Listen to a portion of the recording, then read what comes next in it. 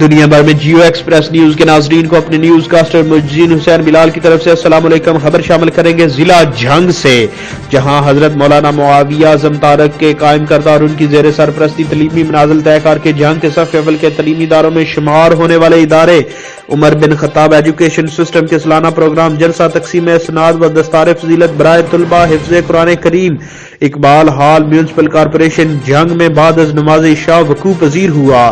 اس تقریب کے مہمان خصوصی ادارے کے بانی و سربراہ مولانا معاویہ اعظم تارک ایم.پی.اے جھنگ تھے، جبکہ دیگر نمایاں مہمانوں میں مفتی عبید اللہ رحیمی مدیر مسرت الرحیم جھنگ اور مولانا عثمان مدنی خطیب مرکزی مسجد العثمان نیا شہر شامل تھے.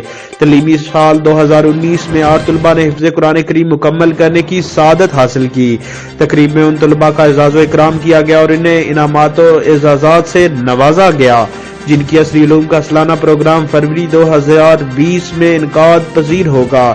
مولانا معاویہ اعظم تارک نے طلباء اور والدین سے خطاب کے دوران حفاظ قرآن کو والدین کا دنیا اور آخرت کا سب سے بڑا اثاثہ قرار دیا.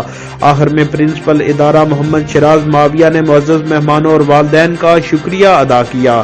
کیمرہ مین ٹیم کے ساتھ چودھری عمر حیات، جیو ایکسپریس نیوز جھنگ.